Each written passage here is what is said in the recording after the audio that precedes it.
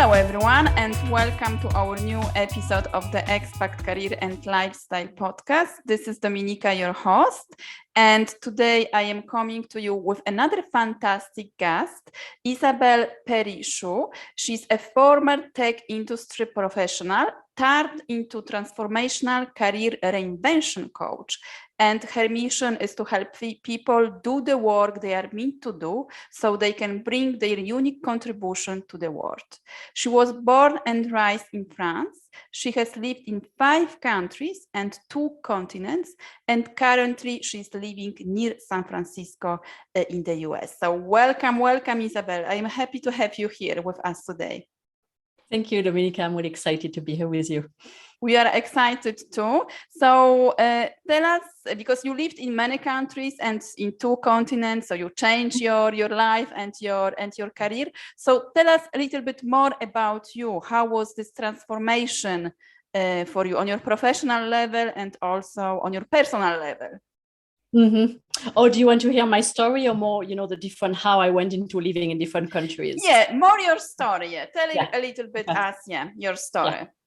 Yeah, and you will see how I end up living in different countries. So that exactly. So it's interesting. I grew up in France, in the southwest of France, on a farm. And I was as a kid, I was an emotional kid. I was a lot of intuitive and emotional intelligence, very sensitive, good at empathy. And in France, when I went to school, in France, and you may know that because you live in France right now, but in France, what is really valued is a lot of the rational intelligence. Everything analytical, rational. France is the countries of the philosopher Descartes. I think, therefore I am. So it's all about rational thinking and knowledge. Mm-hmm. This is a lot of what is valued in the culture, not the only thing. And so in school in France, when I went to school, this is a lot of the type of intelligence that was valued, rational thinking, analytical thinking, and in my family as well. So when I went to school, I didn't know better. So I fitted in what I was expecting of me to fit into, to be successful, to be more rational, analytical, because I didn't have any model that really reflected around me my way of being and my type of intelligence. And I end up choosing education and my career path based on the same thing, based on rational intelligence. So I ended up studying information science, and then going into user experience research and in the tech world, in the internet. And it's how, in the meantime, I moved to Canada, to Montreal in Canada, and then later to the US. And and I was working, I was pretty successful overall, but working hard because I was not really operating for my main kind of type of intelligence. I was still trying to fit into that mold. I wasn't aware that I was doing that. I was just repeating what I learned in school and in my childhood. Mm-hmm. And then on the side, while doing that, I discovered a passion for self-growth, self-discovery. Who am I? What are my talents, my passion? And I remember when I was in Montreal, like just loving doing that on the side, reading books and journaling about that. And even I remember a time when I was in my apartment in Montreal, sitting on the couch, and I even remember it, journaling. And mm-hmm. Suddenly I thought, oh, what if I could do that for work? What if this could be part of my work and I would help people, discover really who they are, what their talents, because it was very transformational for me.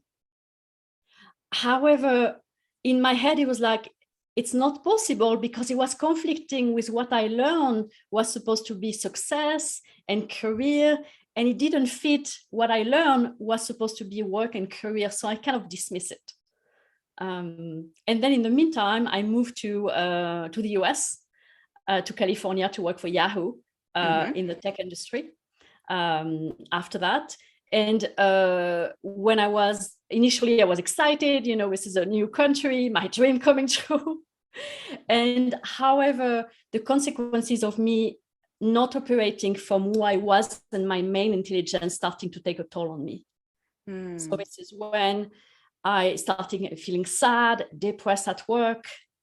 I was wondering what's wrong with me, because I was trying to fit the model of what I was supposed to be and look like. And I remember even a time where I was calling I had to call my therapist during a work day, because I was just down, and I was remembering what's wrong with me. And I was thinking I was not intelligent enough, and I had to fix myself. And that was really a painful, really painful time in my career that I've experienced for quite a while at that time. So this was like the conditioning of your country, of your education. So the conditioning I took, because there is no model reflecting my type of intelligence. And what happened then is that a few years after that, Yahoo was going through downsizing, so there were layoffs, and I got laid off from Yahoo. And initially that was a shock, because I was like, how am I going to stay in this country, because my working visa was tied to my work. And at the same time, when my manager told me, there was a part of me that like, thank goodness. That was like a relief, because I was so tired of trying to be somebody I was not in my work. And so this is how things turn around. And then, I realized that dream that I had back in Montreal, this is time for me to do something about it. If I don't do it now, it will never happen. And in the meantime, while, learning more about myself, I realized that for all these years, I had operating from what I call the wrong blueprint. I was trying to operate from a blueprint or intelligence that was not mine. And I realized I needed to change that, otherwise I would never be happy and successful in my work. So this is when I ended up going back to studying coaching and psychology and psychotherapy, and then started my business about 8 years ago to do what I'm doing now, and helping people, kind of professional leaders who have been successful in their career like I was, but they reach a point where they cannot do it anymore. They want to do something meaningful, and they're stuck because they are often stuck in the old conditioning they took from family, from society, from their culture about what success is supposed to look like. And I really help them get out of that to find what is their true meaningful work. So like based on your experience, because we are all conditioned by our families, education, and also the country, the values of the country that we were born and raised. What are like the specific challenges? So you describe it like from your own story, but like working with your clients, like what challenges, like specific problems do you see when we have this conditioning for a long time in our professional life? How this like impacting our choices, our well-being, or like our professional development? Yeah. So I see that a lot in my clients, and I would say about 30% of my clients are expat or first or second generation immigrants. So I see that a lot for them. I see also for all of my clients. But what I see often, and to give you an example, I have someone, I have a few clients in the past from China, often first or second generation immigrant.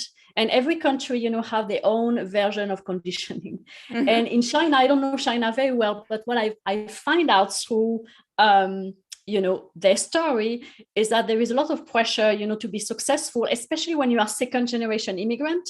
Like in the US, there is a pressure from parents. You have to be, they want their kids to do what they maybe were not able to do.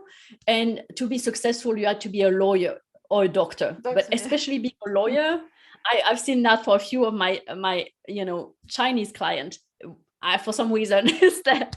So I had clients I worked with, and they had this thing in their head that they went into law school and they did lawyering, and they were miserable, and depressed, and it can even lead to burnout, because when you are operating against your natural talents, you can, if you do that too much, you can feeling depressed, being burnout, even start having physical symptoms, because your body is always working against yourself. And so I see that with with clients like that, and people from different cultures as well, or different type of conditioning. So the consequence can be really bad for your well-being and your health as well, and your relationship, because you can also, keep complaining in your relationship and being so stressed that it affects negatively all your relationships in your life.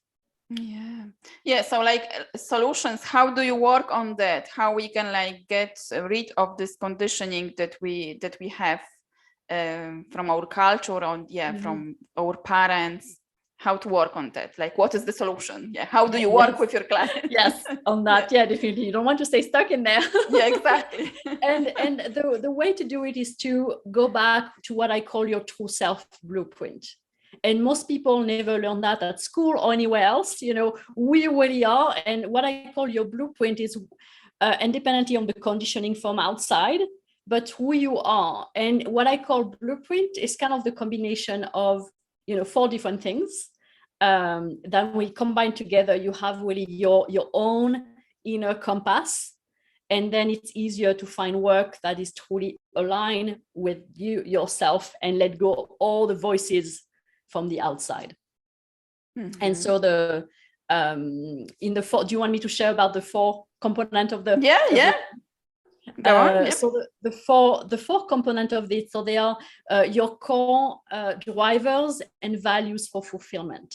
So what ingredients do you need to be fulfilled in life and in your career specifically? Not what society tell you what success is supposed to look like, or your family, or your country, but for you, what do you need to be truly fulfilled? What are your unique ingredients? For example, it can be, are you someone who thrives on collaboration? I have clients who they need teamwork, collaboration. Otherwise, if they work by themselves, they are miserable. This is just an example. Or do you need, are you someone who thrives on problem solving, and you have someone who just love, problem solving and have your freedom to do that? It's just 2 examples, but what are your core drivers of fulfillment? So this is one. The second one is, what are your natural innate talents? What are you naturally good at? Not what you learn in school you should be good at, not the skills you learn that not necessarily align with you, but what are your innate talents? Like in my case, the empathy, emotional intelligence, it's natural in me. So what are they for you? The third one is your true passion and interest. What are the things you are truly passionate about? Not what you think you should like, but really what lights you up from the inside. And then the fourth one is really what the impact you are here to make. What is really your purpose? And everybody has one. Doesn't have to be huge, but everybody, and sometimes it's unconscious, has a specific impact they want to make around them. So they are the 4 components of your blueprint. And when you, at the intersection of it, is really your true self and the compass to build on, to really go after the right career path for you, so that you build the right house. It's like building a house on the wrong foundation. You want to have the foundation in place so that you go after the right career path for you. Yeah, so it's very important, to go through all those 4 steps and understand exactly like what is your passion, what you are good at, and what impact can you do. But for example, sometimes you can, so you have this conditioning, this cultural conditioning, but you can also like feel scared that when, for example, like you finished your job with Yahoo, and at the beginning it was like a disaster. No, what I am going to do right now? Then it turned into something positive. But sometimes you can be scared also to leave like your, let's say, this traditional job, this job, this your dream job, for example. And then go and do exactly what you are really passionate about. So how to like overcome this also, like this going out of this. Yeah, no, that's definitely a good point. It can be very scary to do that, and it's normal to be afraid of it, because we live also in societies where we need to make money, we need to make a living. It's part of the way it is. So there are a few things that I think help for that. First of all, what I find with the people I work with is and a lot of people work with me while they are still on in their work, in their career. Some people sometimes are not, but you have, ensure you have your survival need met. You need to have income and stuff like that. So you don't have to stress. You have money coming in. You are sustained. So ensure you have that. And on the side, we do this deep work or going into their blueprint, and we take several months to do that, because the more we clarify what you are not really good at, what you love, and we take time, your clarity goes up and also your confidence. And it's like, we switch, like your confidence, you were scared and your confidence is there. And slowly, by working on the blueprint, slowly it starts to shift, because you start realizing so much in contact with your strengths that you find the confidence and also the clarity. When we clarify what's really the work you are meant to do, you have so much passion for it that kind of helps counterbalance the fears. And then I would say the second thing I tend to recommend, and we work on the fears as well, we welcome them, is going at your own pace. I'm not someone who said, okay, you just suddenly leave your work and just change. For some people it may work, but sometimes it's just, what is the milestone to get there? You may need to stay in your work for a while before you can build on the side, exploring different things and going at your own pace to shift, instead of doing a shift like jumping in the water right away. Yeah. So it's like definitely not like jumping from the bridge into the water. Yeah. No, it would be too, it's too much. Sometimes people, it works depending on situation, but often it's just too much. People are not ready yet for that. Yeah. So we spoke about like the negative let's call it like the negative side of the conditioning, of the cultural conditioning. So what are like the strengths that you can have from your cultural background, and how to like apply it into your career or into your business? How to leverage your career or business?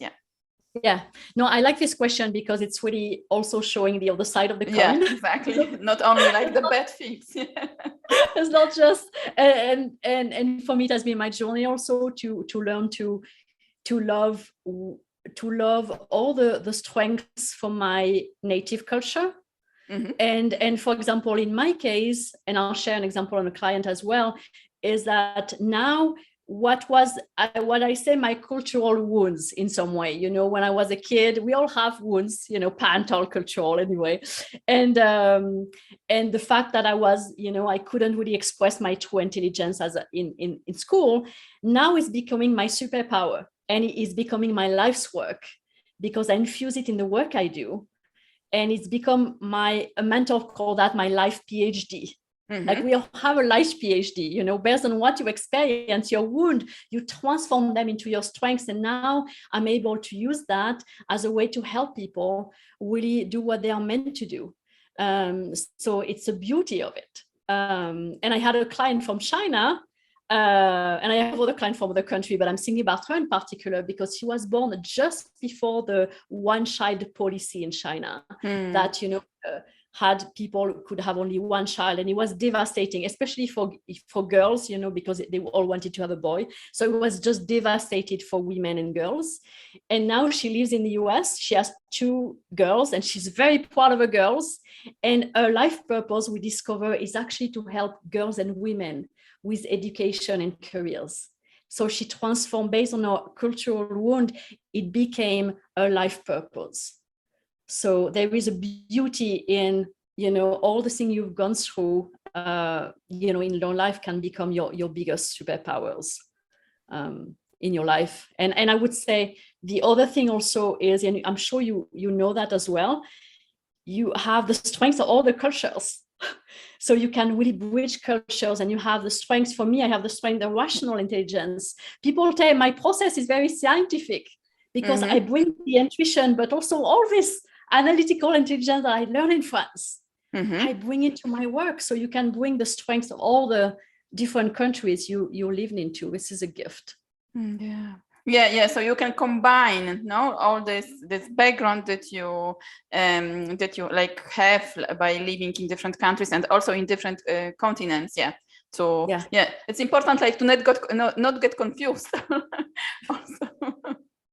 Yeah, definitely. I'm sure. I don't know if that's been your experience. I know you have lived in different countries. If you have, pick up along the way all the strengths of all the different countries you've lived into.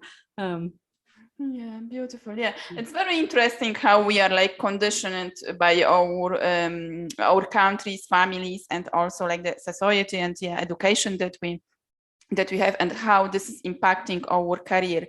Mm-hmm. So in